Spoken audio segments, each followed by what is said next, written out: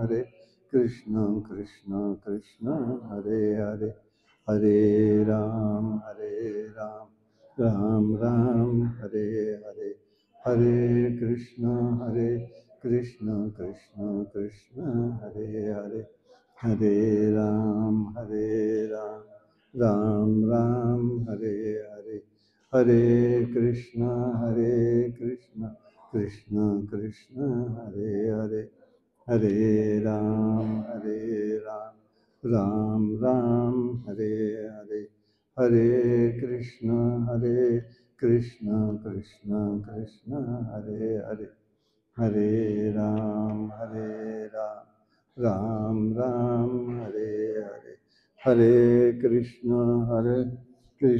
कृष्ण कृष्ण हरे हरे राम राम राम हरे हरे हरे कृष्ण कृष्ण कृष्ण हरे हरे हरे राम राम राम हरे हरे हरे कृष्ण कृष्ण कृष्ण हरे पुंडलीकवरदारि विठ्ठल श्री ज्ञानदेव तुकाराम अवधूत चिंतन श्री गुरुदेव दत्त भगवान गोपाल कृष्ण महाराज की जय। भगवान श्रीधर स्वामी महाराज की जय। अम्बा माता की जय। जय जय रघुवीर समर्थ। ओम पूर्णमिदं पूर्णात् पूर्णमुदच्यते पूर्णस्य पूर्णमादाय पूर्णमेवावशिष्यते। नमः शान्ताय दिव्याय सत्यधर्मस्वरूपिणे स्वानन्दामृत तृप्ताय श्रीधराय नमो नमः। कृष्णाय वासुदेवाय हरे परमात्मने प्रणतक्लेश नाशाय गोविन्दाय नमो नमः। नमो देवै महादेवै शिवाय सततं नमः। नमः प्रकृतिभद्रायै नियता प्रणता स्मता सर्वमंगलमंगल्ये शिवे सर्वार्थसाधिके शरण्ये त्र्यंबके गौरी नारायणी नमोस्तुते। हरि ओम।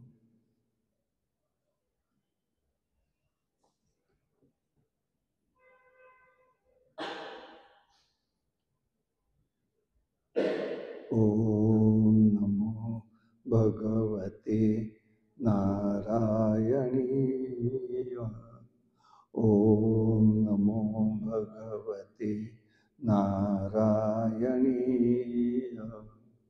नमस्ते महालक्ष्म्यै विष्णुप्रिये तपस्विनी। नमस्ते महालक्ष्म्यै विष्णुप्रिये तपस्विनी। चिच्छक्तियुक्ताय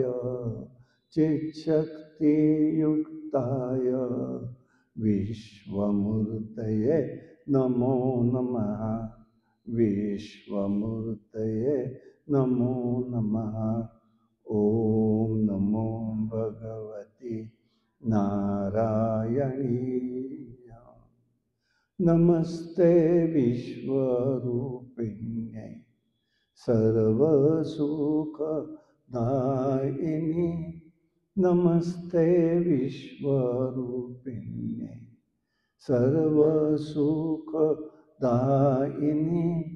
सच्चिदानन्दरूपिण्यै सच्चिदानन्दरूपिण्यै महादेवी नमोस्तुते। महादेवी नमो नमः। ओम नमो भगवते नारायणी। ओम नमो भगवते नारायणी। नमस्ते उदयोस्तु त्रिलोकेशे सदाशिव। नमस्ते उदयोस्तु त्रिलोकेशे सदाशिव। श्रद्धादिशक्तिरूपिण्यै श्रद्धादिशक्तिरूपिण्यै समुद्रकन्ये नमो नमः। समुद्रकन्ये नमो नमः।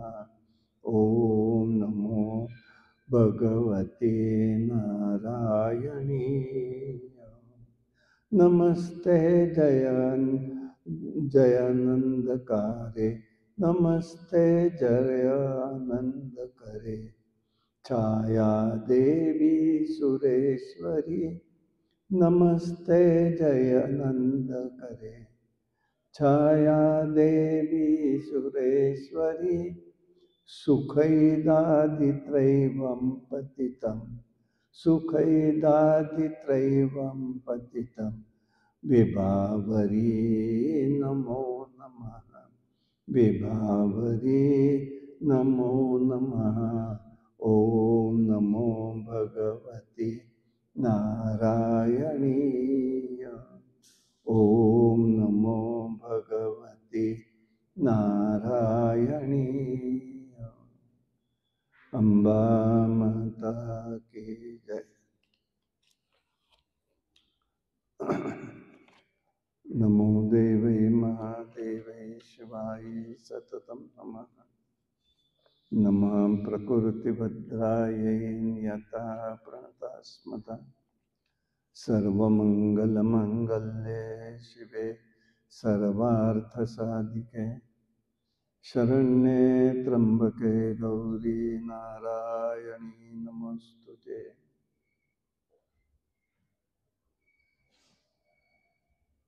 अखिल विश्वातील मंगल रूप जे जे काही आहे त्यातील मंगल स्वरूपिणी प्राणी मात्रांचं साध्य करून देणारी, सर्व पुरुषार्थ साध्य करून देणारी, शरणांगतांना आश्रय देणारी अशी ही गौरवर्णीय नारायणी, तिला आमचा अनन्य भावाने नमस्कार असो, असं व्यास ऋषींनी पहिल्यांदा म्हणून ग्रंथाला प्रारंभ झालेला। आजपासून शारदीय नवरात्राला सुरुवात होती। शक्तीची उपासना आहे। जीवनामध्ये आवश्यक असणारी शक्ती सर्व ब्रह्मांडाला आवश्यक आहे आणि त्यामुळे आपल्या द्रष्टया ऋषी मंडळींनी मानवी जीवनाच्या संस्कारासाठी सुसह्य अशा सुखदायक जीवनासाठी 2 वेळेला तिची वर्षातनं उपासना सांगितलेली आहे। 6 महिन्यामध्ये ती करायची असते। एक चैत्र महिन्यात आणि एक अश्विन महिन्यात। चैत्र महिन्यातला यालाही असंच नवरात्र होतं। काही कुळांमध्येही आहे, अजून कुलदेवता ज्यांच्याकडे आहेत त्यांच्याकडे ती देवतेचं आत्ताच्या नवरात्राप्रमाणे असतं। पण आता सर्वसाधारणपणे शारदीय नवरात्र सर्वत्र केलं जातं। ही शक्तीची उपासना आहे। माध्यम अनेक आहेत त्याच्यामध्ये। प्राधान्याने जो भाग आहे तो म्हणजे घटस्थापनेच्या माध्यमातून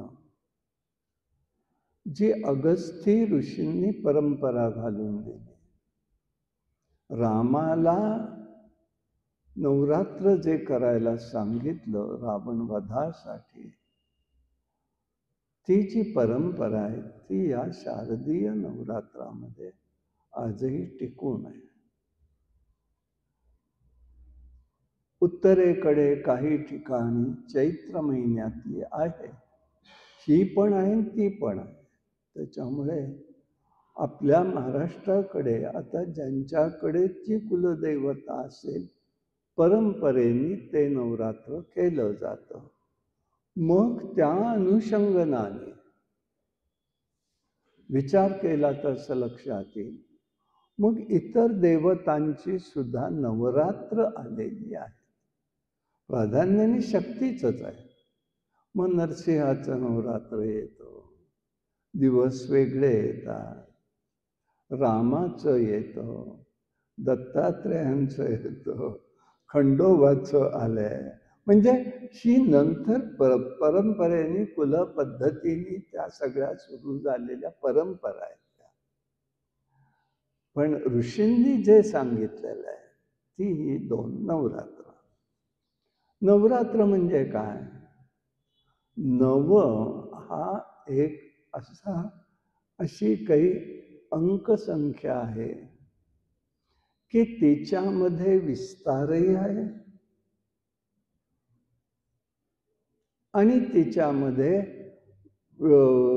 हे सुद्धा आहे. म्हणजे उदाहरण 9 एक 9, 9 दुने 18, पुन्हा 9 संबंध, 8 आणि 1 9, असं करत जातं आणि पुन्हा दुपटीचाही विषय येतो, विस्तारही होतो.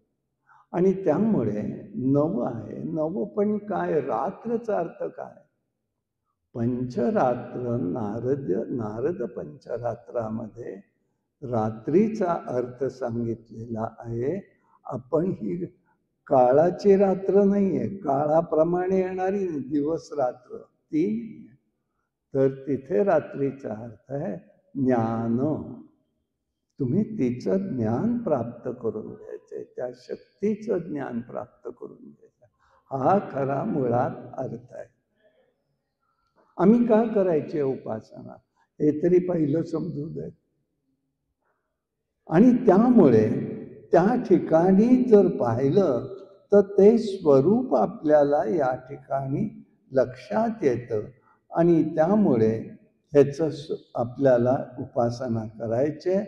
आणि दुसरं तत्वचिंतन समजून घेण्यासाठी, तत्वचिंतन समजून घेण्यासाठी देवी भागवतासारखं ग्रंथाचं चिंतन सांगितलेलं आहे. देवी भागवत आहे, श्री सुक्त आहे, या सगळ्याची चिंतन केली जातात. तो चिंतनात्मक विषय आहे, तत्वज्ञानाचा विषय आहे. भगवतीचं चरित्र सगळं कसं कसं कार्य भगवतीने केलंय त्याचं सगळ्याचं वर्णन आहे. बराचसा भाग याच्यामध्ये पहिल्यांदाच कल्पना देतो की बराचसा भाग यामध्ये जो येतो तो युद्धांचा येतो. देवीची आणि दैत्यांची असलेली झालेली युद्धांचा प्रसंग येतो.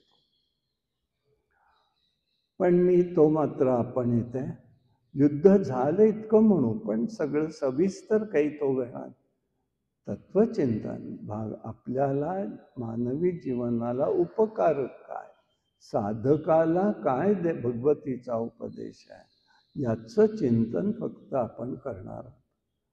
कारण हा ग्रंथही श्रीमद भागवतासारखा 18,000 मंत्राचा आहे, 12 स्कंद आहेत, इतका सगळा विस्तार सारखा आहे दोन्हीकडे. परंतु तितकं आता जाणून घ्यायला करायला गतिमान जीवनामध्ये कोणाला वेळ नाही. आणि मी आत्ता म्हटलं तसं आपण कदाचित त्या भागवतासारखं बघू शकतोय, परंतु सगळे असे बराच काळ किंवा बराच गोष्टी ह्या युद्ध प्रसंगाच्या आहेत. म्हणून आपण त्या थोड्याशा युद्धाचा विषय थोडासा घेऊन तो बाजूला ठेवणार आहोत. म्हणजे कल्पना देतो की आम्हाला तिथे काहीतरी वेगळं सांगितलं असा नाही, तर त्यातला तत्वचिंतनाचा भागाचं चिंतन आपण इथे करतो आहोत. व्यास महर्षींनी अनेक रचना केलेल्या आहेत. त्यातील हे एक देवी भागवत पुराण आहे. जन्मेजयाला म्हणजे राजा परीक्षिताचा मुलगा, राजा परीक्षित गेल्यानंतर वैकुंठाला त्याचंही गमन झाल्यावरती सर्पदंशाने त्याला राग आलेला आहे. मी इतकी बंदोबस्त करून सुद्धा माझ्या वडिलांना तक्षकाने दंश केला, हा राग त्याला आला आणि तक्षकांनी केला म्हणून त्यांनी तिथे सर्पयज्ञ सुरू केलेला आहे. आणि त्या सर्पयज्ञात अनेक सर्प मारले गेले, अनेक. शेवटी ब्रह्मदेवांच्या मध्यस्थीने अनेक गोष्टीतनं ऋषी मंडळींनी त्याची समजूत काढली, सांगितलं त्यांना मोक्ष कसा मिळालाय, का घडलं, कसं घडलं. तेव्हा तिथे ऋषींनी त्याला त्या ठिकाणी हे देवी भागवत प्रथम सांगितलं, असं या ठिकाणी आपल्याला दिसून येतं. जन्मेजयाला हे सगळं पाहिल्यावर, ऐकल्यावर अतिशय शांतपणा आला, समाधान वाटलं.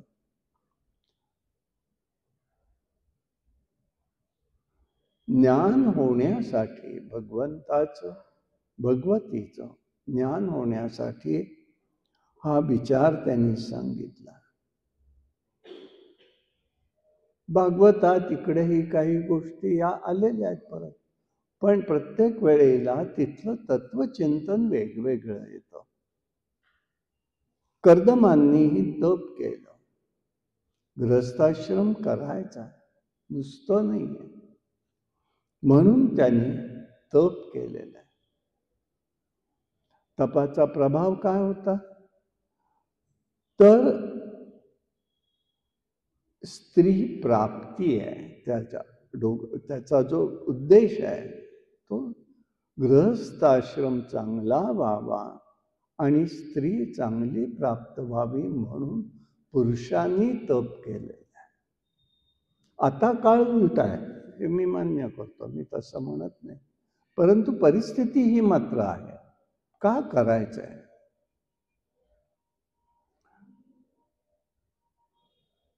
अखिल चराचर ब्रह्मांडाच्या उत्पत्तीमध्ये प्रथम जर काही असेल तर इच्छा भगवंताची आणि संकल्प शक्ती पूर्ण करण्याची शक्ती ही भगवतीची आहे. ही सर्ग स्वरूपिणी आहे.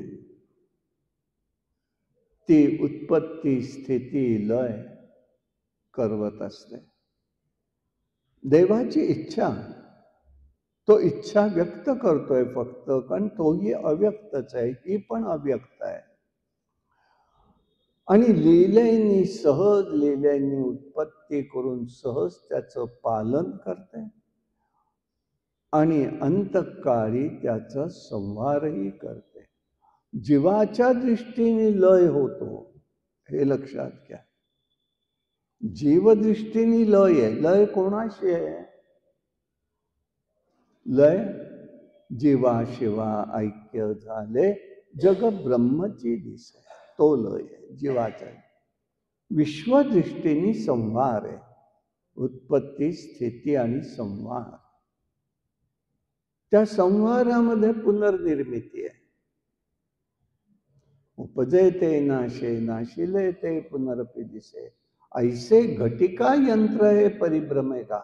उपजले त्याचा नाश आहे, नाश आहे त्याला उत्पत्ती आहे, उत्पत्ती झाली की सारखं हे यंत्र, घटिका यंत्र फिरतंय. आणि म्हणून ही भगवती म्हणजे कशी आहे, हे सगळं करणारी, कार्य करणारी. हीच भगवती परा पश्यंती मध्यमा वैखरीमध्ये मनुष्याजवळ वाणी रूपानी आहे. तिची कृपा आहे. 4 प्रकारच्या वाणी आहेत.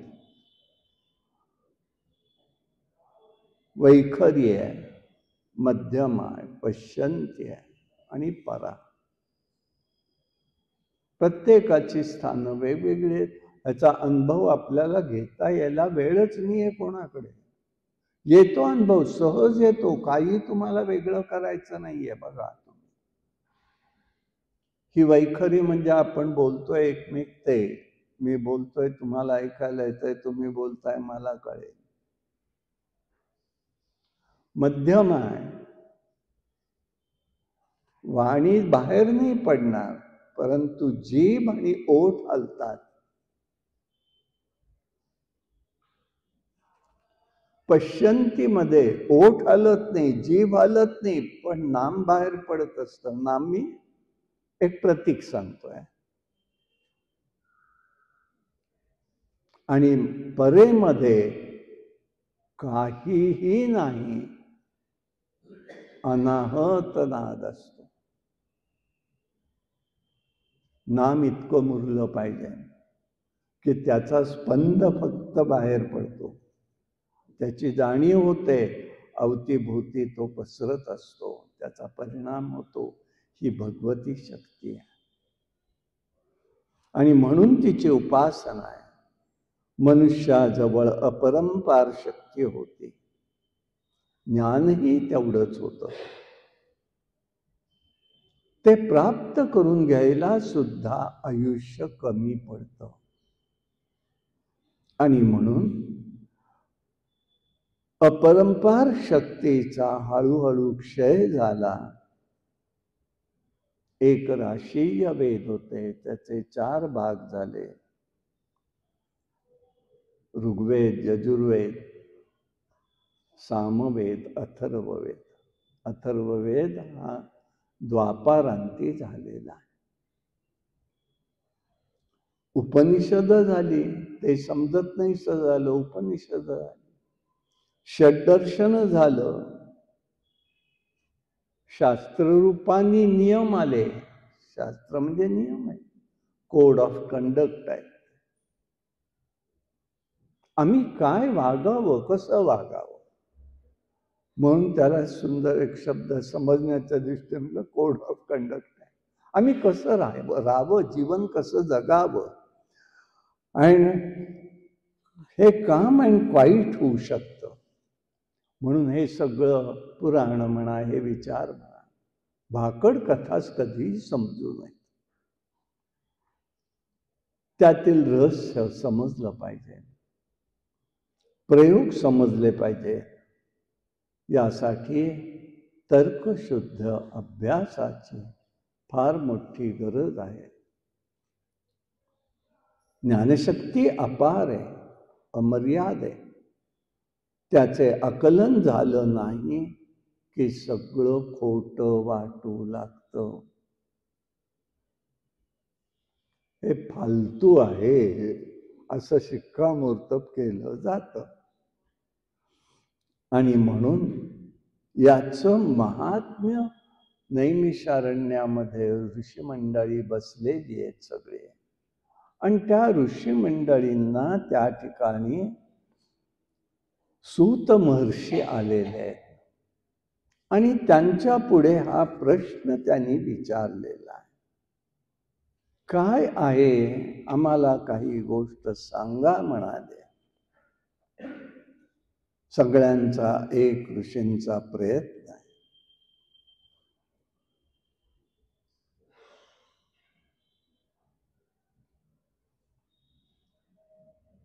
परमशक्ती ईश्वर असला तरी सूत्रात्मा आणि विराट आत्मा आहे. आणि यासाठी व्यास महर्षींनी या निमित्ताने बाह्य पूजा, अंतरपूजा काय हे सांगितलं. कर्मानुष्ठान मनापासून घडलं पाहिजे. कर्म ही थोटांड आहे. किती कर्मात गुंतायचं, आता कर्म सुटायला पाहिजे. हे आता घरोघरी करणाऱ्याला ऐकायला लागत असेल. किती दिवस करणार आहात, बस झालं की आता आम्हाला जमेल तसं करू, तुम्हाला कोणी सांगितलं बघायला लक्ष द्यायला. तेही बरोबर आहे, चुकीचं आहे असं नाही म्हणत आहे मी, पण कर्मानुष्ठानात सुद्धा तितकी तादात्म्यता यायला पाहिजे. याच्यासाठी सुटणं वेगळं आणि सोडणं वेगळं. आपोआप सुटणं वेगळं, लक्षात घ्या, आणि सोडणं वेगळं आहे. डायबेटिक्स झाल्यावर साखर सुटली, ही सोडलीत का सुटली? सुटली आहे ती, सोडली आहे ती. पण तब्येत चांगली आहे, सगळं व्यवस्थित आहे, तर त्या ठिकाणी परत तुमची साखर नको वाटतं आता खायला, तर ती सुटलेली असते. म्हणजे याचा अर्थ काय झाला? हवं हवंसं वाटणं साधनेच्या माध्यमातून कमी होणं, हा त्याच्यातला महत्वाचा भाग आहे. आणि यासाठी अत्यंतिक मनामध्ये भगवंताविषयी प्रेम निर्माण झालं पाहिजे. माऊली ज्ञानेश्वर म्हणतायत, सत्कर्मी रती दया वाढो, सत्कर्मी रती वाढो, भूता परस्परे जडो मैत्र जीवांचे. एका विचाराचे गंमत अशी असते बघा, चांगल्या विचाराची मंडळी चटकन एकत्र येत नाही. हे आहे, परिस्थिती आहे, हे होत नाही. पण वाईट विचाराची मंडळी ही चटकन एकत्र येतात. काय व्हायचं, म्हणजे परिस्थिती फार धकाधकीच झालं एकूण सगळं. मग जा ये करायची, पंढरीच्या वारीत जायची तर इच्छा, जाता यायचंच नाही काही वेळेला, म्हणजे पूर्णपणे. आणि मग एक वर्ष असंच मला खूप कामाने वेळ होत नाही, दशमीला गेलो, स्वारगेटला बसला बसल्यानंतर सगळेच वारकरी, डायरेक्ट बस पंढरपूर, जादा गाड्या सोडणाऱ्या. बसलं, हडपसर गेलं, शेजारच्या वारकऱ्यांनी लगेच चंची काढली, बुवा घ्या की जरा. म्हटलं काय? पंचम होतं. म्हटलं नाही, मी काही घेत नाही. काय तुमच्यात अर्थ आहे म्हणाले, एवढं सगळं देवाने दिलं आणि तुम्ही मात्र ते खात नाही, म्हणजे काय बोलणार म्हणाले. तर हे ऐकून पलीकडला एक माणूस होता, तो म्हणाला मी चुना देतो. चालूच आहेत त्यांचं, मी कशाला मध्ये पडलो, पण त्याचा लकडा माझ्या मागचा सुटेना. शेवटी म्हटलं, हे कुठे असतं माहितीये का हो तुम्हाला? तंबाखूचं झाड कुठे असतं? तो म्हणाला काही नाही, शेतच असतं त्याचं, शेत असतं. हो म्हणाल, बरं बरं. मग कुंपणावर काय लावतो? शेतकरी कुंपणावर काय लावतो? याचीच झाडं लावतो. का बरं? म्हटलं, जनावर शेतात येऊ नये म्हणून. का? म्हणजे ते लावलं तर म्हणाले जनावर आत येत नाहीत. म्हटलं, जनावरांनाही कळतंय की आपण ते खाऊ नये आणि तुम्ही मला सांगताय तुम्ही खा, हे काय बोलायचं? म्हटलं, काय बोलायचं बुवा? तुमचं तुम्हाला असेल, मी काही तुम्हाला सांगत नाही, पण माझ्या काही मागे लागू नका. आता काय याला उत्तर देणार तुम्ही? हे सत्कर्मी रती वाढो, कर्मानुष्ठानाशी विषय, चिंतनाशी विषय. इथे असायला पाहिजे आहे, निर्दोष कर्म घडली पाहिजे. मनापासून हे घडत नसतं. जे जे कर्म करायचंय त्याबरोबर दोषही निर्माण होतो आणि उपासना आणि भक्तीचं स्मरण हे दूर होऊन जातं. हा त्याच्यातला महत्वाचा धागा आहे आणि म्हणून आपल्याला त्याचा विचार करायचा आहे. उपासना आणि कर्म हा एक पक्ष आहे. साधकांनी अकिंचन भक्त व्हावं. माझ्याकडे काही आहे, माझ्याकडे काही नाही आहे, हे काही म्हणू नये. पैसानी अडकानी, मला होत नाही, मला जात नाही, काही कधी साधकांनी म्हणू नये. सुदामजी प्रल्हादजी होते ना, त्यांनी काय राहिलं, अकिंचन राहता आलं पाहिजे असं लक्षात घ्यायचं.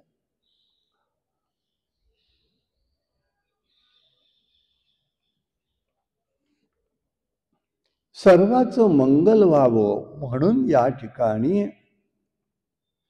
त्यांनी एक गोष्ट सांगितलेली आहे. या देवी सर्वभूतेषु बुद्धिरूपेण संस्थिता नमस्तस्यै नमस्तस्यै नमो नमः. चरित्र श्रवण करायचंय, भगवत लीला गुणानुवाद यांनी प्रेरक पूर्ण शक्ती आहे. भाववृत्ती स्थिर होते. उत्सव कशासाठी असतात, विचार कशासाठी आहेत, ही सत्र कशासाठी असतात, लोकसंग्रह होतो. पण माणसांच्या वासना अनंत आहेत, लोकप्रवृत्ती अनेक आहेत. मग त्याच्यातून वाम प्रवृत्ती वाढू लागतात. यासाठी पतंजलींनी सांगितलंय, सत्य प्रतिष्ठाय क्रिया फलाश्रय. सत्याचं फळ काय आहे? मनानी वाणीनी सत्य नित्य राहणं. त्याचा अंगीकार म्हणजे समाधिस्थ होणं आहे. आणि यासाठी सत्कर्म रती वाढो हे झालं पाहिजे, हा उद्देश आहे. म्हणून पहिल्यांदा त्यांनी महात्म्य सांगितलेलं आहे. व्यास महर्षींनी, सूत महर्षींनी महात्म्य देवी भागवताचं सांगितलं.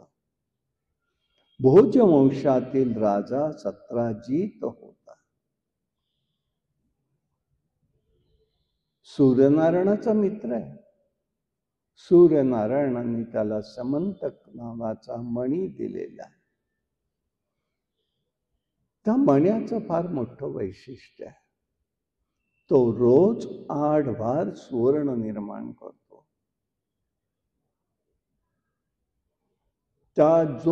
तो जिथे असेल तिथे रोगराई काहीही निर्माण होत नाही. अखंड आनंद चिंतन एवढंच राहतं. हा जो मणी आहे तो सत्राजिताला दिला, पण सत्राजित तो स्वतःचा समजून पिंडत असे गळ्यात घालून. पण त्याचं तेज इतकं होतं की सूर्यासारखं त्याचं तेज होतं. म्हणून मग त्यांनी केलं काय, कृष्णाने त्याला एकदा सांगितलं, बाबा असं तुम्ही ठेवू नको जवळ, एखादं राजेसाहेबांचं ताब्यात दे, आपल्या राज्याच्या हिताचं होईल, तुझंही हित त्यामध्ये, सगळ्यांनाच त्याचा लाभ होईल.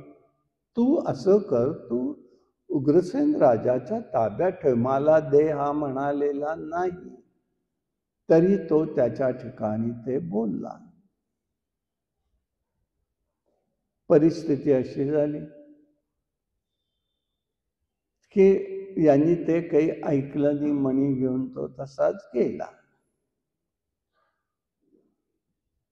आणि एक दिवस त्याचा प्रसेन नावाचा भाऊ तो मणी गळ्यात घालून घोड्यावर बसून वनामध्ये गेला.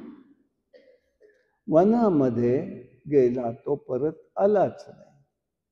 पण सत्राजिताच्या डोक्यात असा विषय आला, ज्या अर्थी मणी नाही, माझा भाऊ पण नाही, त्या अर्थी हा मणी कृष्णाने पळवला. कारण त्यांनी आधी मला सांगितलं होतं. म्हणून म्हटलं ना मी, अति चांगुलपणा सुद्धा कसा नडतो, तिथे देवालाही नडलाय कसा बघा. म्हणून प्रदर्शन नको,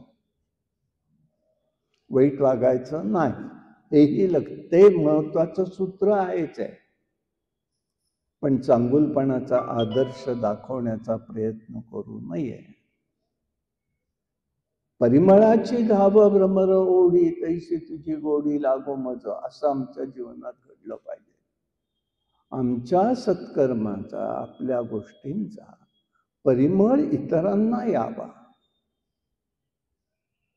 आणि मग त्या ठिकाणी होईल ते पाहावं. पण आम्ही असं आहे ह्याचा परिणाम करू नये. ती नौका बुडते आणि मग कृष्णावरती आळ आला चोरीचा. पण आळाबद्दल असं असतं, आरोपाबद्दल खरं खोटं कोणीही पाहत नाही. मग तिथे देव आहे का माणूस आहे का कोणी, काही काही काही घेणं देणं नसतं. खरं खोटं पाहतही नाहीत लोक, लगेच ती अफवा सगळीकडे होते. आता कृष्ण कोणाला मी सांगू, त्यापेक्षा तो मणी शोधून आणून दिलेला बरा. म्हणून कृष्ण काही मंडळींचं मणी शोधायला गेले. मणी शोधता शोधता शोधता एक वनामध्ये गेले. वनामध्ये त्यांना काही कपडे दिसले प्रसेनाचे आणि वाघाचे, सिंहाचे, श्वापदाचे पाय दिसले. मेलेला घोडा दिसला मारलेला. त्या अर्थी म्हणाले, या कोणी श्वापदाने त्याला मारल्या आणि खाऊन टाकल्या. पण तिथून काही पावलं ही जाताना दिसली. त्या पावलांच्या माध्यमातनं तो जायला लागला. की कुठे जाऊन थांबतायत ती पावलं, म्हणून तो तिकडे गेला. तो एका गुफेपाशी थांबली. गुफेपाशी थांबल्यावरती सगळ्यांना म्हणाला, काही संकट आलं तर तुम्ही नंतर मदतीला या, मी आत जाऊन बघून येतो. आत गेला. बराच आत गेल्यानंतर एकदम तो मण्याचा प्रकाश दिसला. मग तिथे आणि जवळ गेल्यावर पाळण्यावरती तो मणी टांगलेला दिसला आणि एक युवती बाळाला काहीतरी झुलवत होती, झोका देत होती. हे त्यांनी पाहिलं. पण त्या स्त्रीने अनपेक्षित परमनुष्य बघितला आणि ती ओरडली. त्याबरोबर तिचे वडील जांबवंत तिथे आले. कोण आहेस, काय आहे, त्यांनी सांगितलं. मी काही खरं समजत नाही आहे, मी काही तुला देणार नाही, मणी मिळालेला आहे, माझ्याकडे राहा. तुला महत्व माहिती नाही, तुम्ही द्या तो मणी. नाही म्हणे. दोघांच्या मध्ये युद्ध झालं, द्वंद्व युद्ध झालं.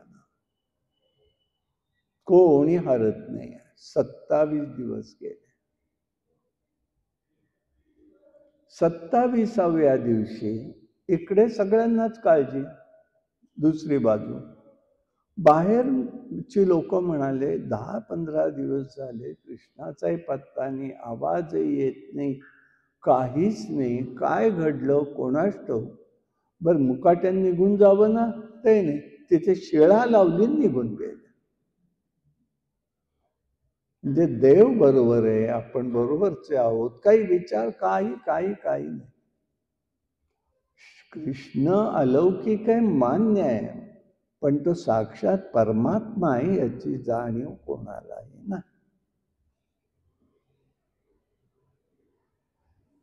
आता त्याच्या पुढची गोष्ट आली. पुढे असं झालं, इकडे नारदजींना काळजी आहे, काय झालं कृष्णाचं, काय झालं म्हणून द्वारकेला आलेत. वसुदेव देवकी चिंतेत आहेत, रुक्मिणी चिंतेत आहे. तोपर्यंत ती लोक आली, असं असं झालं, काय झालंय माहिती नाही. नारदजी आले. नारद म्हणाले, काळजी करू नका, ज्या अर्थी असं काही घडलं असेल तर कळेल आपल्याला. तुम्ही एक काम करा, आत्ता शांत व्हा, देवीचं उपासना करा, भगवतीची उपासना करा. नारदांनी सुचवलं. म्हणून वसुदेव देवकीने देवीची आराधना सुरू केली आणि हा देवी भागवताची कथा ऋषींनी सांगायला तिथे सुरुवात केली. त्याचा 9वा दिवस आला आणि तिकडला 27वा दिवस आला. जांबवंतांनी मागच्या बाजूने कृष्णाला धरलं. धरल्याबरोबर त्याला ती पकड जी होती त्याचं स्मरण झालं. त्याने धरलं आणि त्याला पटकन गरकन फिरवून विचारलं, कृष्णा नक्की कोण आहेस तू सांग.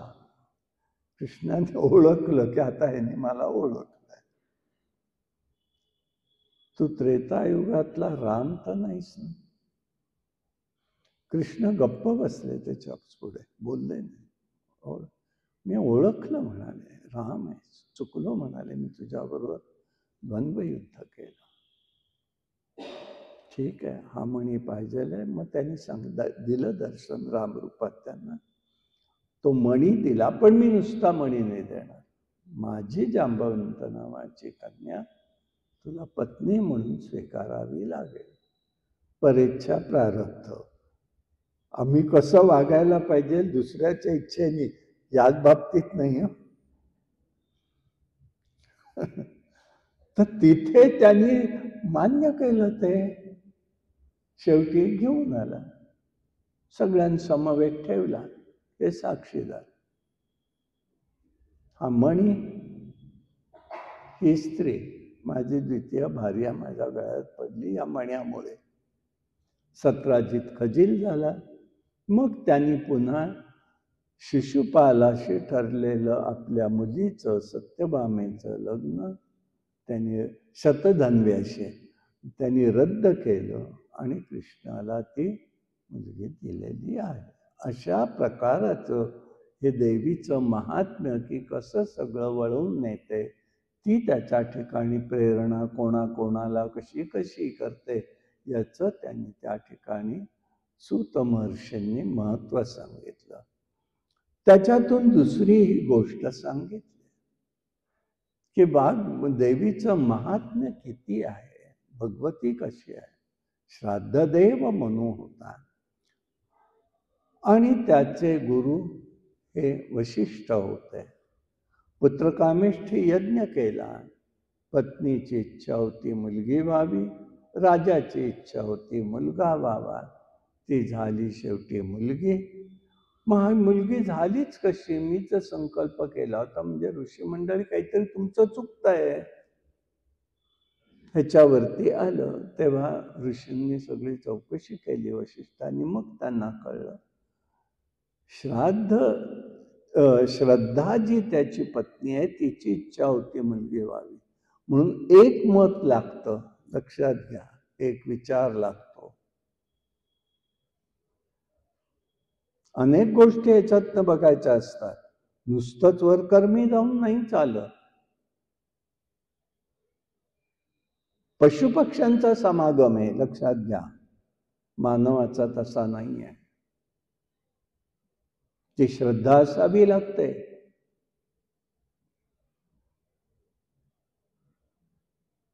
असो, तिकडेच जाईन नाही तर मी पण. तर त्यामुळे तो विचार तिथे त्यांनी दिलेला. बरं म्हणाले, मग आता त्यांनी काय केलं? वशिष्ठांनी मग प्रार्थना केली शंकरांना. मग ती जी मुलगी झाली तिचं नाव इला होतं, तिचं नाव सुद्युम्न झालेलं आहे. तो मुलगा झाला. तो एकदा असाच वनात गेला. त्याला त्या वनाला शाप असलेलं माहिती नव्हतं. वनाला शाप महादेव आणि या भगवतीमुळेच होता, पार्वतीमुळे. ते तिथे दोघं जण क्रीडा करताना पाहिलं ऋषी मंडळींनी आणि मुकाट्याने निघून गेले. ते बोलले नाहीत, चालले नाहीत, काही नाही. पण पार्वतीला संकोच वाटला. मग तिने जाहीर केलं की ह्या क्षेत्रात कोणीही पुरुषलिंगी येईल तो सगळे स्त्रीलिंगी होतील. निर्णय त्यांनी करून टाकला. आता त्याच्यामुळे हे या सुद्युम्नाला माहीत नव्हतं.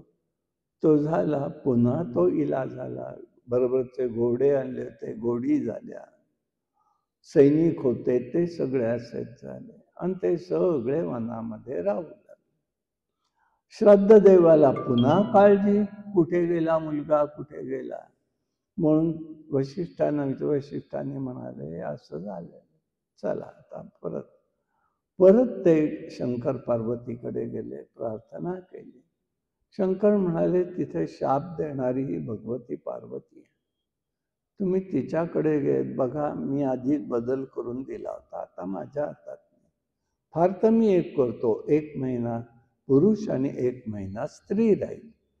राज्याला असा राजा कसा चालेल म्हणाले.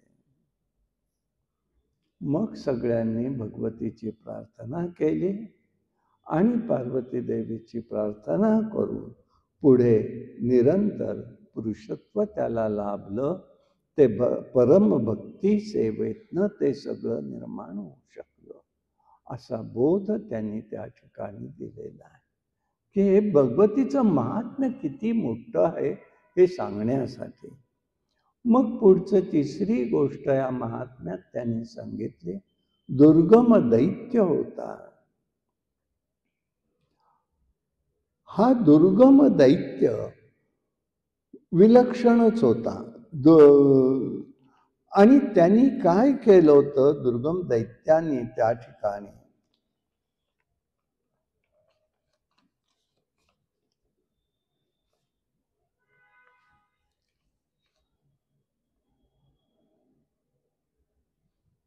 ही गोष्ट स्कंद पुराणामध्ये आलेली. कार्तिक स्वामींना अगस्तीन आणि कार्तिक स्वामींचा संवाद आहे, त्यामध्ये आलेली आहे. अगस्ती म्हणाले, कार्तिक स्वामीजी देवसेनेचे प्रमुख आहात. तेव्हा म्हणाले, हे भगवतीचं महत्व कशा प्रकाराने समजावं? तेव्हा त्यांनी सांगितलं, ब्रह्मा विष्णू महेश सर्वजण देवीची आराधना करतात. ऋत्वाक नावाचे मुनी होते, अतिशय बुद्धिमान होते. त्यांना एक पुत्र झाला. त्या पुत्राचा जन्म हा रेवती नक्षत्रावरती झालेला आहे. नक्षत्राचा 4था चरणावरती झाल्यामुळे त्याच्या देशावर त्याच्यावर अनेक गंडांतरे येत होती.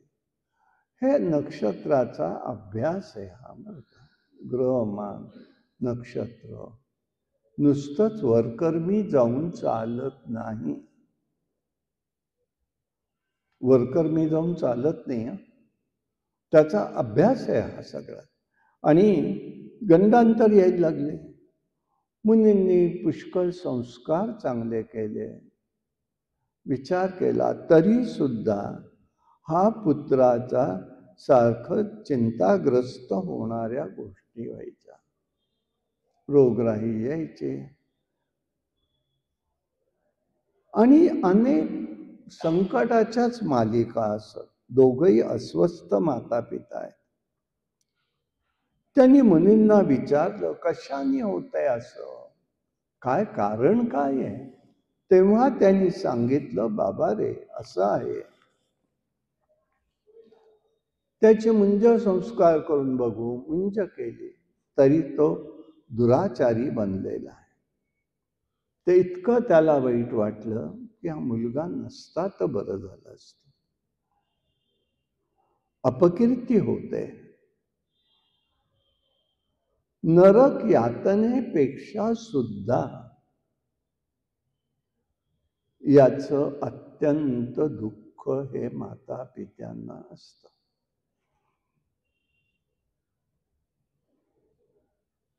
दुराचारी पुत्रामुळे कुळाचा नाश होतो. दुष्ट स्वभावाची स्त्री किंवा पुरुष असेल तर गृहस्थाश्रम असफल होतो. कुमित्र असेल तर सुखाची इच्छा करण्यात त्याला अर्थ नसतो. शेवटी ऋत्विज मुनी हे ऋत्वाक मुनी हे गर्ग मुनींकडे गेलेले. ज्योतिषशास्त्राचे ते आचार्य आहेत. त्यांनी विचारलं, मी सगळ्या प्रकारचे संस्कार केले, सगळ्या गोष्टी झाल्या, ब्रह्मचर्य गृहस्थाश्रमाची कर्म केली, यथाच यज्ञ यागादी कर्म केलेली आहेत, असं असताना मला हा मुलगा असा का व्हावा? तेव्हा त्यांनी सांगितलं, हे बघ म्हणाले, त्याचे सांगितलं, आमचं घर त्यामुळे अधिक अशांत आहे. गर्गाचार्य म्हणाले, दुराचारी होण्याच्या मागे जर काही पाहिलं तर एकच आहे, माता पित्यांचा कुळाचा काहीही संबंध नाही.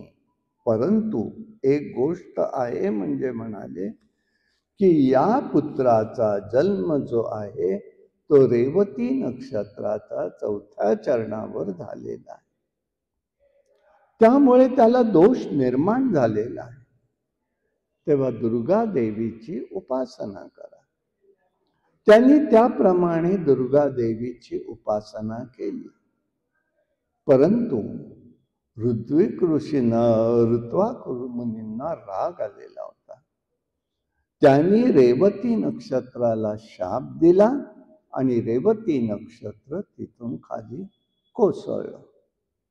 कोसळल्यावरती ते नक्षत्र मंडलातनं बाहेर पडलं, कुमुदगिरी पर्वतावरती पडलं आणि मग तिथे रैवतक नावाचा पर्वत त्याला म्हणू लागले.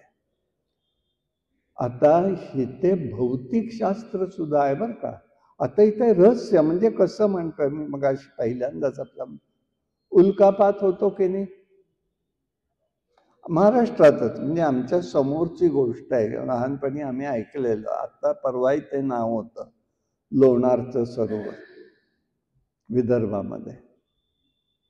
असाच एक तारका कोसळून तिथे प्रचंड मोठं सरोवर निर्माण झालं.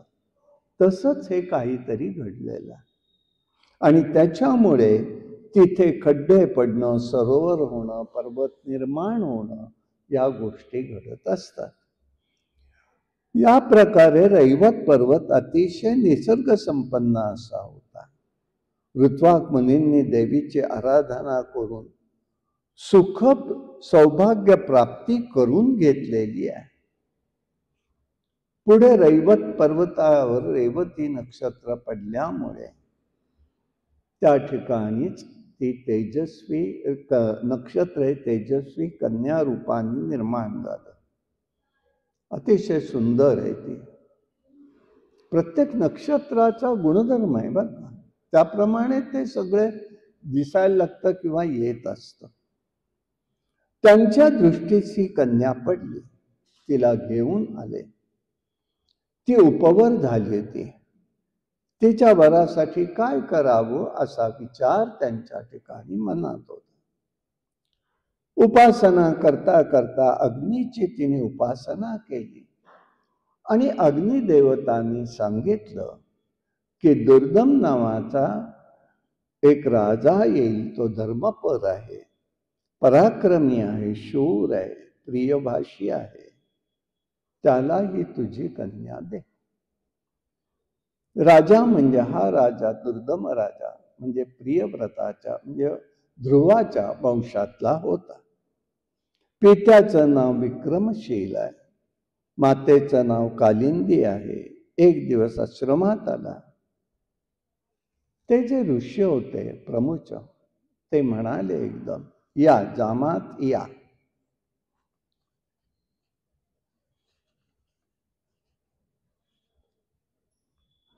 ते म्हणाले मी आपलं दर्शन घेऊ इच्छितो. राजा म्हणाला घ्या म्हणाला.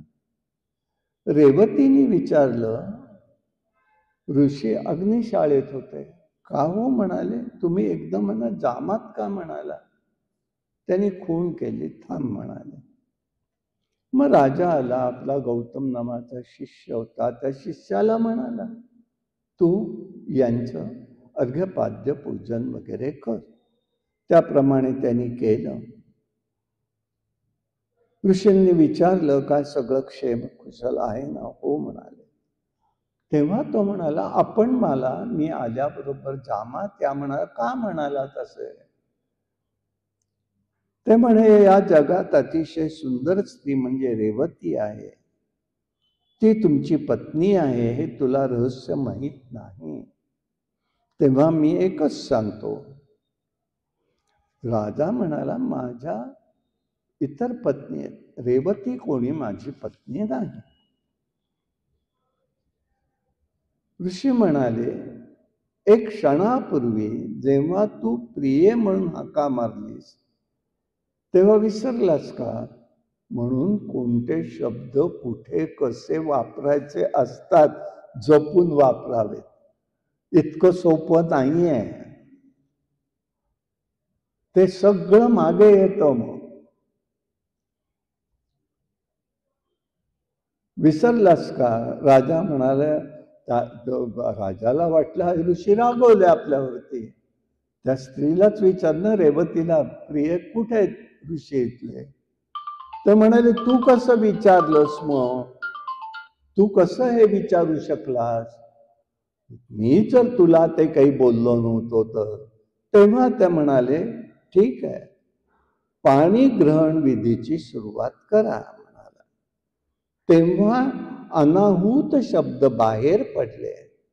प्रिय शब्द फक्त पती पत्नीमध्येच असतो, तो अधिकार त्यांचा आहे, इतरत्र येऊ नये.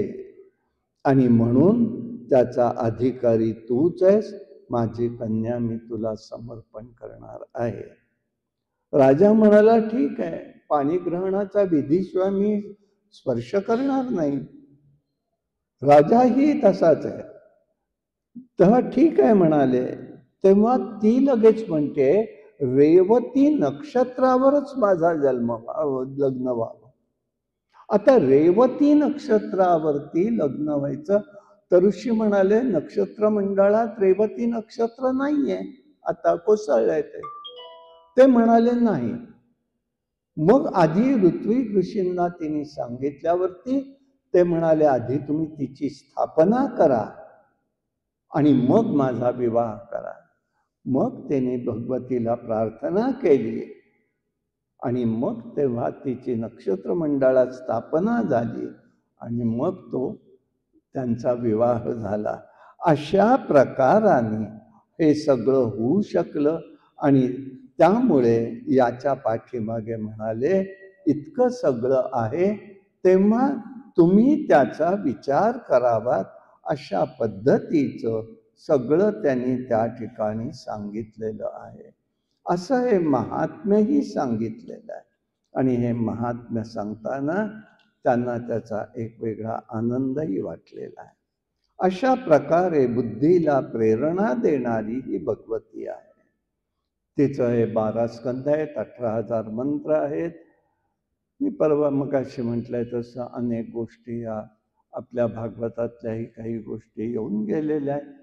पण भगवतीची प्रेरणा भगवतीचं हे कार्य हे याच्यामध्ये आपल्याला काही ठिकाणी दिसून येत आहे. ही भगवती कशी आहे मग. तत्शक्ती सर्वेषु भिन्नो ब्रह्मादिभूतिर्भि कर्तार भोक्ता हरताच सकलंच जगन्मया. ही शक्ती सर्वापासून अलिप्त आहे, अलग आहे. ती उत्पत्ती स्थिती लय सगळं करत असते. जन्मे जयाला विचार मांडताना जीवन मूल्य व्यास असे मांडतात. कर्ममार्ग आहे, उपासना आहे, तपश्चर्या आहे, भक्ती आहे, याचा शुद्ध विचार सांगितला. व्यासांचा हा सगळा प्रयत्नवाद आहे. लोकांची बुद्धी सुधारली पाहिजे आणि शुद्धही झाली पाहिजे. लोकांकडून शुद्ध कर्म घडावी. निर्दोष कर्मांनी फलसिद्धी कधीही होत नाही. आम्ही सकृत दर्शनी कर्म चांगलं वाटतं, पण फलन्मुखता त्याची वाईट आहे, याचाच अर्थ कर्मात दोष आहे. एक उदाहरण देतो. काही वेळेला कर्म आमच्याकडे केली जातात, होमादिक कर्म. होमादिक कर्माचे अग्नीच्या प्रमाणे एक तंत्र आहे. तंत्र, मंत्र, तांत्रिकता म्हणत नाही, तंत्र आहे. कसं असावं ते? सूर्योदयानंतर सुरुवात, माध्यान्ह कालला त्या दिवशीचे त्या मंत्रशक्तीचं हवन हे करायचं आणि लगेच थांबायचं. त्यानंतर सुरू केलेलं हवन विपरीत बुद्धीकडे घेऊन जात. फक्त एकच यज्ञ आहे, वेदोक्त, रक्षोघ्न होम. तो कुणासाठी असतो? वास्तुशांतीच्या अगोदर आदल्या दिवशी सूर्यास्त, नेहमी पुण्यवाचनादी कर्मही सूर्यास्ताच्या, सूर्यास्तानंतर एकही कर्म नाही करायचंही नसतं. वास्तविक असं आहे, त्याचं साक्षीदारही होऊ नये, दर्शनही ठेवू नये. आणि त्याच्यानंतरचं त्या रक्षोघ्न होमामध्ये आधी होणारं कर्म असतं पुण्यवाचनादी कर्म सूर्यास्ताच्या आत, आणि यज्ञादी कर्म सूर्यास्तानंतरच, पण फक्त मध्यरात्रीच्या आत संपवलं पाहिजे. काय आहे ते? कोणासाठी आहे? तर घराचं रक्षण करणाऱ्या देवता या ज्या असतात, यक्षगणादी, त्यांच्यासाठी आहे. आणि मग दुसऱ्या दिवशी लगेच वास्तुशांती. स्वतंत्र घरं किंवा जमिनीपासून आहेत, त्यांनी हा यज्ञ करायलाच पाहिजे. त्यांच्यासाठी येतो. बाकी कुठलाही यज्ञ करू नये, तो आपल्या सामान्य साधकासाठी नाही. त्याचे विपरीत परिणाम होत आहेत. त्याचे अनुभव काही लोकांनी आता घेत आहेत. विपरीत होतात, बुद्धिभ्रष्ट होते, अनेक लोक त्यात सापडतात आणि सर्व नाश होतो. देवता आहे, देवतांना कुठे प्रश्न आहे? आता परत प्रश्न निर्माण होतो, देवतांना कसले हे प्रश्न आहे? बघा तुम्ही, रामायणातलंच उदाहरण देतो. प्रत्यक्ष प्रभू रामचंद्र विष्णू आहे. कर्णाच्या मुलाला कळलेलंच होतं ना, तरी त्यांनी नुकुंभ देवी समोर भगवतीचा यज्ञ करून शक्ती प्राप्त करून रामाला सर्पबंधनात टाकलं का नाही? दोघांनाही पडावं लागलं ना, आहे ना कथा रामायणात. आणि तीच गोष्ट मारुती रायाला जाऊन आणावं लागलं, पण मारुती रायाला किती सोसावं लागलं? ते सोडवताना त्याचा घाम गळला, समुद्रात पाणी पडलं, मगरीने गिळलं, त्याच्यातून पुत्र निर्माण झाला, तो मकरध्वज. किती गोष्टी आहेत बघा तुम्ही. पण तो मारुती राया होता. आम्ही नाही येऊन विचार करायचा आहे. चिंतन केलं की वाईट वाटतं, पण हे आम्हाला सगळं सांगितलेलं आहे. हे आमचे दोष आहेत. आम्ही न बघता न करता प्रोत्साहन देतो आणि त्याचे परिणाम वाईट घडतात.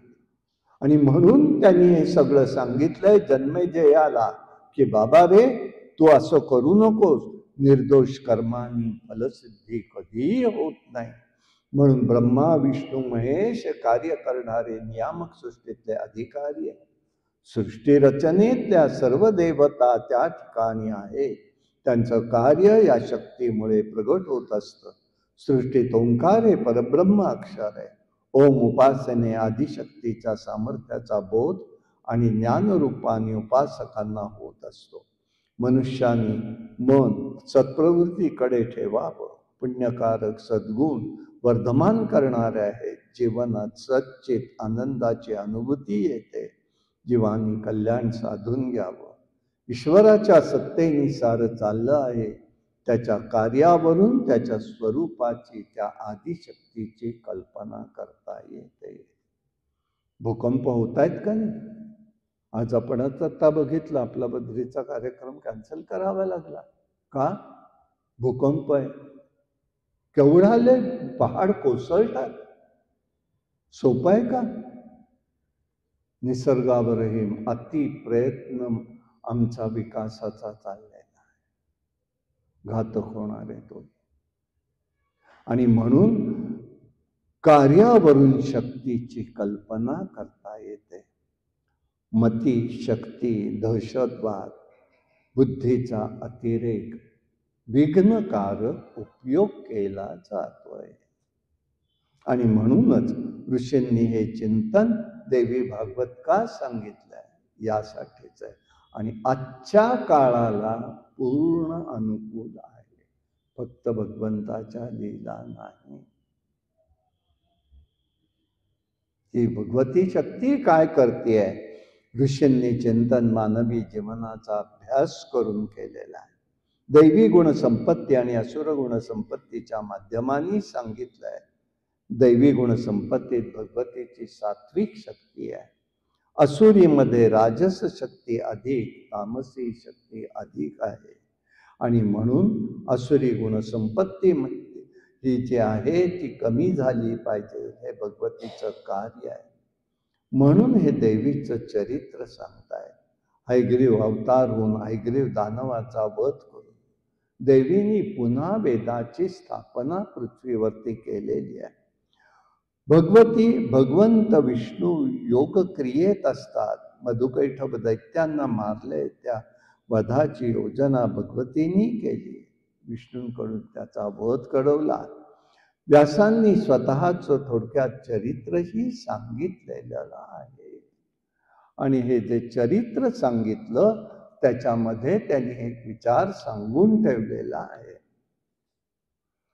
की या बाबतीत लक्षात घ्या म्हणाले, नक्की काय घडलेलं आहे हे साठी त्यांनी तो विचार सगळा व्यक्त केलेला आहे.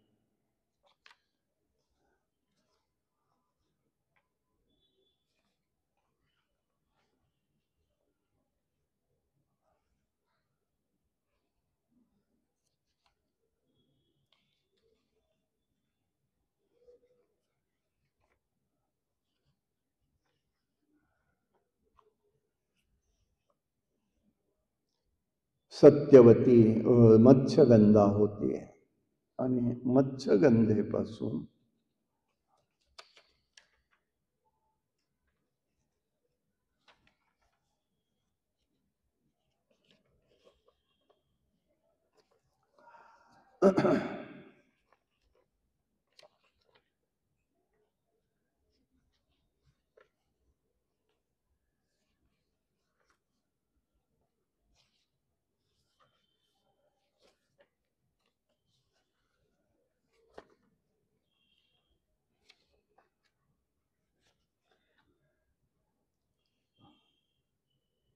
उपचर नामाचा सात्विक धर्मनिष्ठ राजा होता. चेदी राजा होता तो. इंद्राने त्याला तपोबलाने एक सुंदर विमान दिलं होतं. इंद्रांनी त्याला तपोबलाने दिलेलं विमान तो सतत राही. त्याची पत्नी गिरिका होती. तिला 5 मुलगे होते. एका गिरिकेने पुत्रप्राप्तीसाठी इच्छा व्यक्त केली. पित्याची आज्ञा म्हणून मृगयेला जावं म्हणून ती गेली. मनामध्ये स्त्रीचं चिंतन होतं. वीर्य पडलं. श्रेष्ठ मानून गेला, पण मनात स्त्रीचं चिंतन होतं. परंतु ते वीर्य वाया जाऊ नये म्हणून त्यांनी ते वटपत्रावरती घेतलेलं.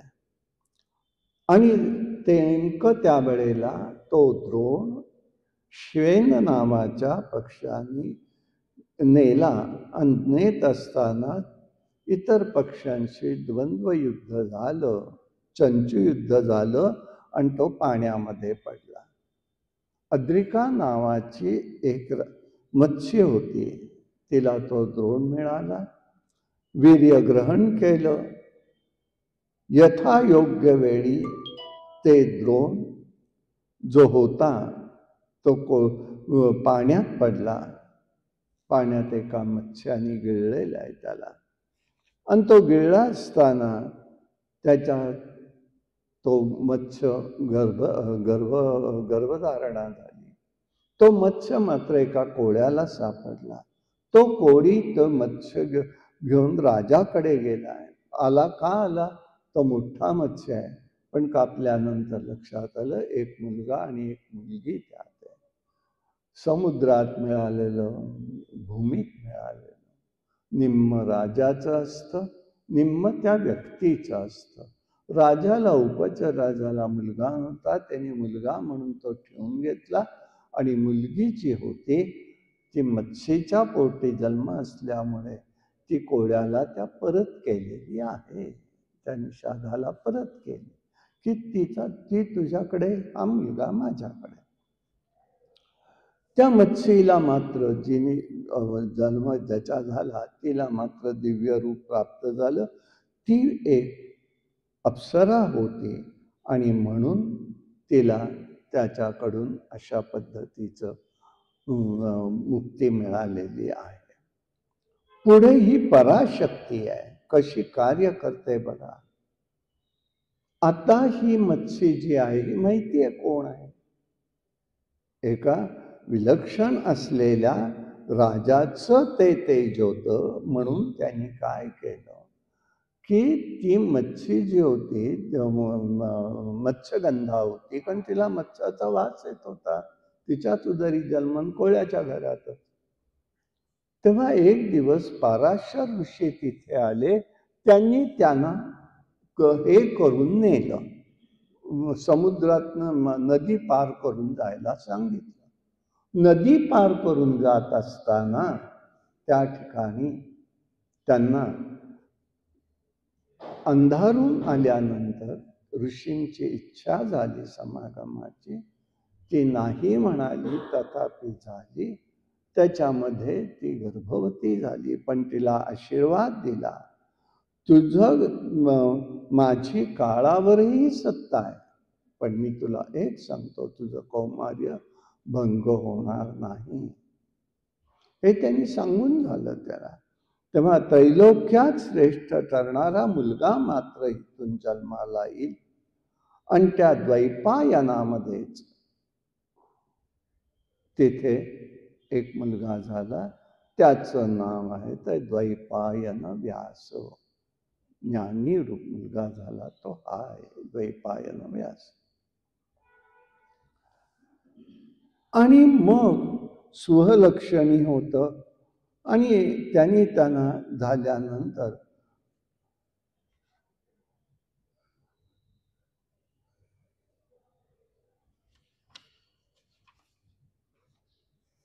वेदव्यासांचा जन्म झालेला आहे.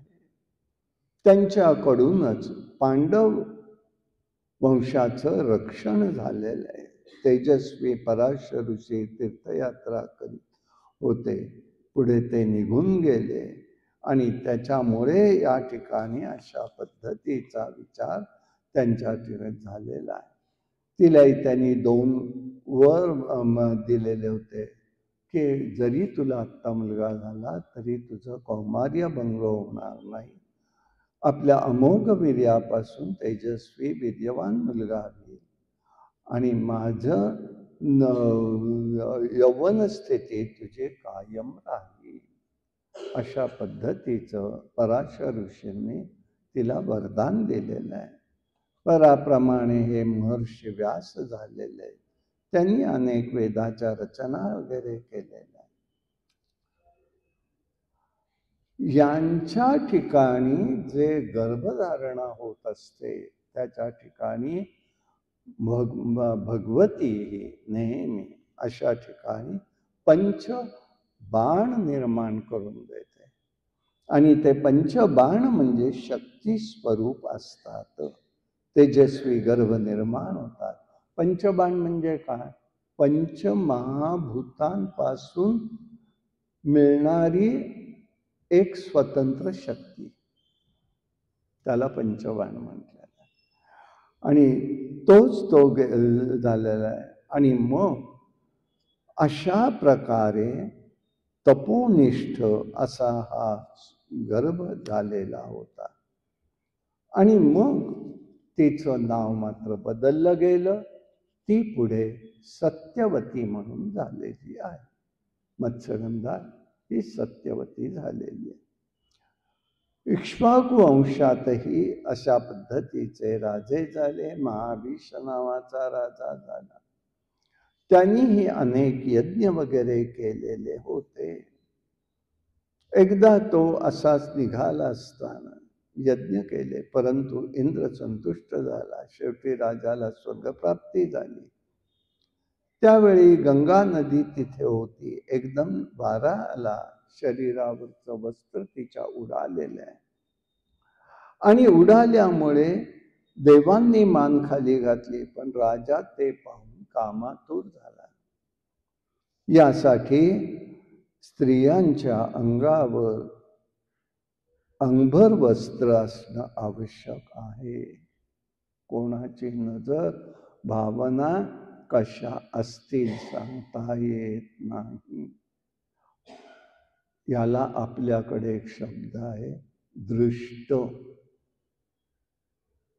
दृष्ट म्हणतात हे. आणि हे दिसत नाही काहीच, पण त्याचे फल मात्र भोगावे लागतात.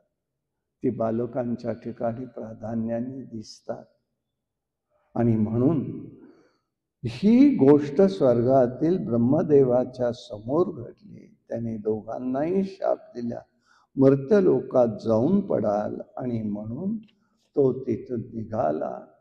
तोच धर्मनिष्ठ प्रतीप राजाचा मुलगा म्हणून जन्माला आला. त्याच वेळी अष्टवसू हे आपल्या स्त्रियांसह वशिष्ठांच्या आश्रमात आले. त्यावेळेला वशिष्ठांची नंदिनी नावाची गाय होती. नंदिनी गायीच्या दुधाची महती विलक्षण होती. ते दूध आपण ग्रहण करून नित्य यौवन प्राप्त होत होतं. 5 प्रकारच्या गायी आहेत. आपण शेवटी त्यांचं चरित्र ह्याच्यात आलेलं आहे, ते बघणार आहोत आपण. सुरभी पण त्यामध्ये आहे. सुरभीचं दूध भगवंत घेत होते. अशा पद्धतीचं आहे. मग नंदिनीला ते वसू घेऊन जाऊ लागले. वशिष्ठांनी अडवलं, पण त्यांनी ऐकेना.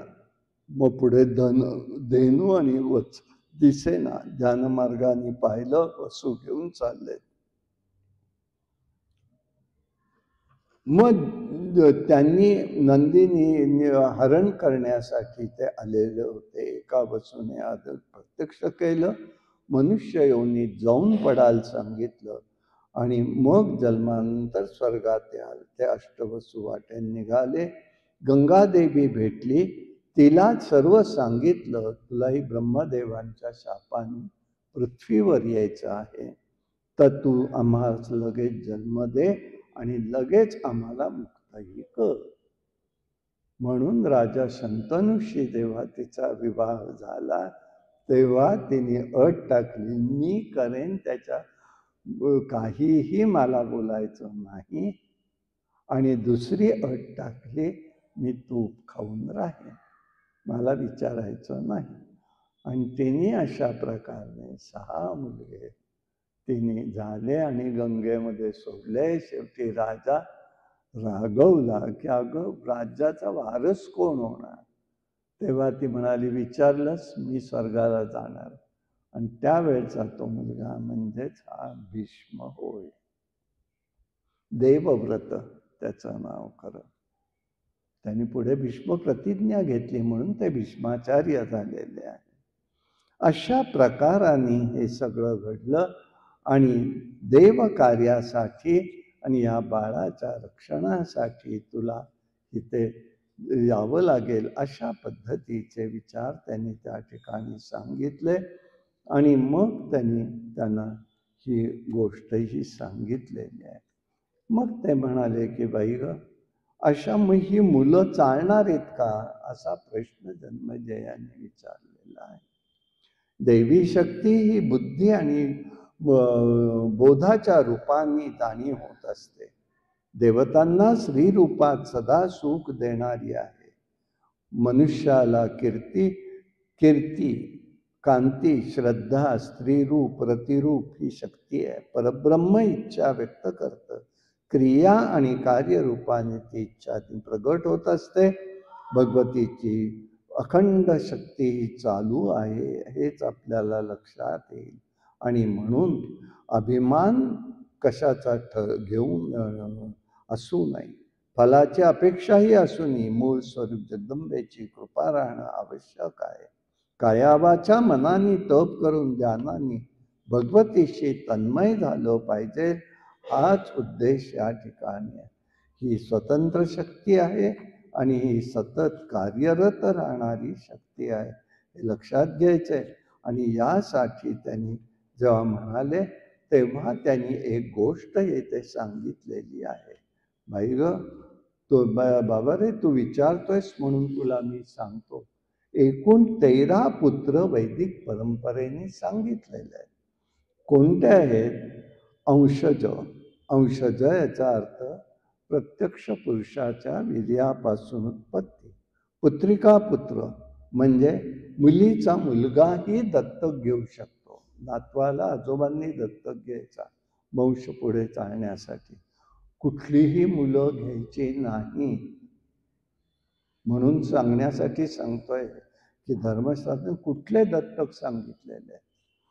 नंतर कोणी तिसरा क्षेत्रज म्हणजे आपत प्रसंगी अन्य पुरुषाकडून पुत्रप्राप्ती. गोलक म्हणजे पतीच्या निधनानंतर पुत्रप्राप्ती. कुंडक म्हणजे पती असताना इतरांकडून पुत्रप्राप्ती. सहोड विवाहपूर्वी गर्भधारणा राहणे आणि विवाहानंतर प्रसूती होणे. कानिन कन्या पुत्र असतात, पुत्रप्राप्तीसाठी होणं. सापडलेला, कोणी दिलेला पुत्र, क्रीत विकत घेतलेला, दरिद्राविषयीकडून पैसे देऊन घेतलेला, अशा प्रकारचे हे पुत्र असतात. आणि ह्याला त्यांनी त्या ठिकाणी सांगितलेलं आहे. अशा प्रकाराने हे होऊन पांडवांचा वंश हा व्यासांकडून पुढे सुरू राहिला. याबद्दलची कथा ही आपण उद्या बघूया. कायेन वाचा मनसेंद्रिय वा बुद्ध्यात्मना प्रकृती स्वभावात करोमि यद्यं सकलं परस्मै नारायणायति समर्पयामि. हरि ओम तत्सत. विठ्ठल काय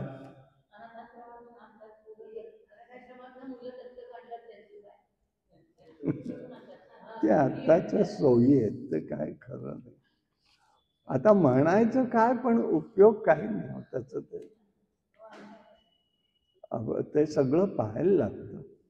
सगळ्याला परवानगी दिलेली नाही आणि म्हणूनच मी तो खुलासा केला. फक्त नाव ते घेतलं नाही. एवढंच आहे की अवघड आहे ते.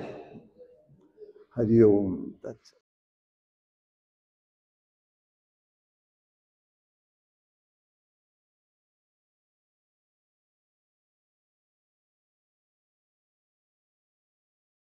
वारी तुझ्या संसारी अनाथनाथे अंबे करुणा विस्तारी. वारी वारी धर्म मरणाचे वारी, भारी पडलो आता संकट. जय देवी जय देवी जय महिषा सुरवरीश्वर वरदे. जय देवी जय देवी त्रिभुवनी भुवनी पाहता तुझे सेना. चारी समले परंतु न बोलवे काही, चारी विवाद पडला पडलो ते तू भक्ताला.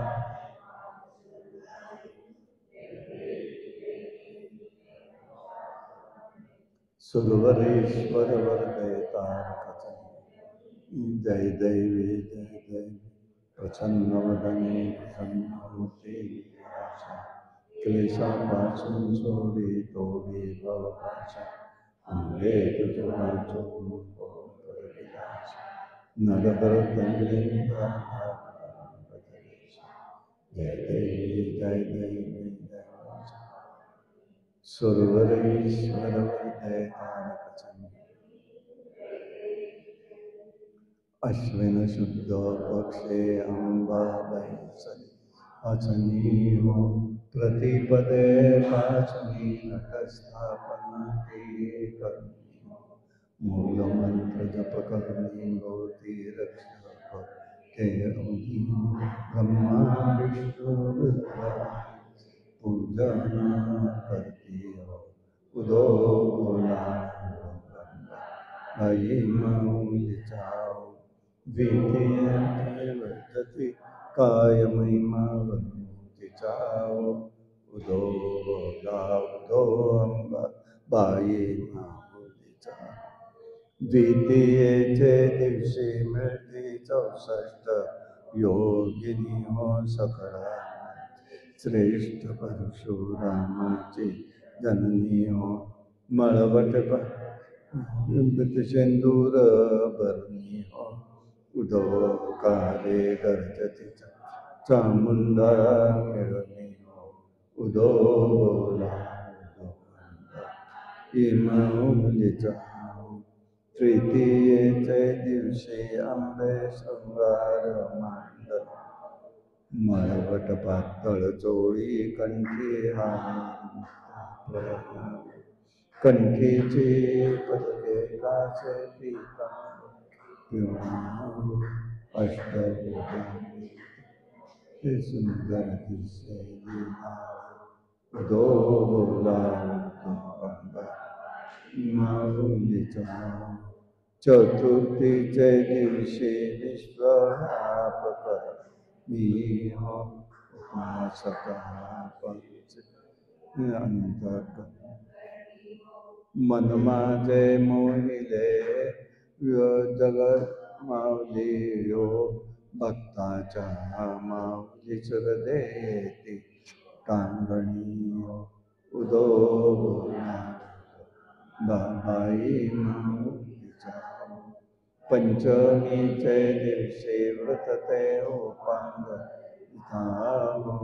अर्घपाद पूजे भवानी स्तुती हो. पुत्रीचे समयी करती जागरण कथा हो. आनंदे प्रेमता सद्भावे कृता हो. उदो बोला बाबाई माऊलीचा हो. ते दिवशी जवरतला हो. घेऊन देवता हस्ती हर्षे हो. भातना हो. कवडी एक अर्पिता दिवशी हार मुक्ता फळा हो. जोगवाना प्रसन्न उदो बोला माऊलीचा. सप्तमीचे दिवशी सप्तशृंग नामधी हो. तेथे तो नसीबो पुष्पे नाना परियो गाई दुई सेवंती पूजा रेखे अली बरवी देसी वरचे वरी हो उदो वंदा अष्टमीचे दिवशी अष्टभुजा नारायणी सह्याद्री पार्वती मन माझे मोहि दे शरण आलो तुझा ओ स्तनपान घेऊन सुखी देयांत करणी उदो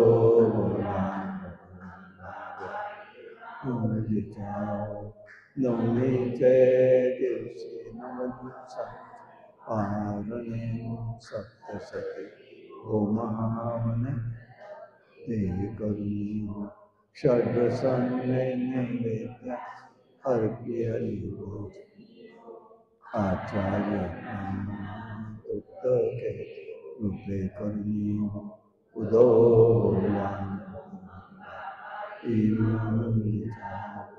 दशमीच्या दिवशी अंबा येसी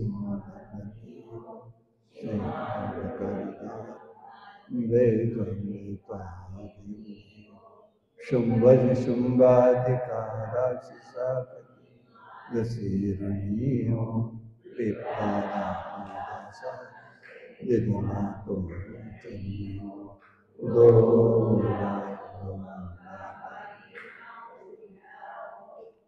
ओकारे गर्जति काय महिमा वर्णो आओ उदो बाबाई नामुदिचा सोन्याच्या पाऊलाने देवी लक्ष्मी आली ओवाळते कापुराने दत्त प्रसन्न सोन्याच्या पाऊलाने नेसले भरधर थोडी बंधानी जाने हाजर कोणी के मोरणीला कुदळ्या केसावरी शोभे मोतियाची जाळी गळ्यात गळसरी बांगडी नागमोडी सोन्याच्या पाऊलाने कंकण कुशावरी खाकी शोभ दंडावरी हसत विहारी सोन्याच्या पाऊला देवी लक्ष्मी आली आणि ते कापुरा भक्ता प्रसन्न झाली सोन्याच्या पाऊला कुलपाचा करी तोडा मध्ये घातला वेणी नागपण विडा सोन्याच्या पायात पाय वरशोभती रूढ ताने पारडे माता खेळली बाळ सोन्याच्या पिकला साडीला पेव घालती आरहारी राबती सदासी दुर्वत्या गाई म्हशी विघुमती डेऱ्यात सोन्याच्या पाऊलाने देवी लक्ष्मी आली वाळते राणी भक्ता प्रसन्न सोन्याच्या पाऊलाने अंबा माते तुझ्या चरणी आश्रय देशी अम्मा तेनेची नित्य मनी तुष्टीकडे प्रथम लाभो तुझ्या भजनी हे मन मनसाच नित्य याहून अन्य जगदंबन का चित्त सर्वस्व तू आमचे जगदंब माते आम्ही तुझे प्रिय तुझं वाटो कसाये गुणहीन सदा जनानी तू माय एक करसे मजचो जनानी अंबा माता की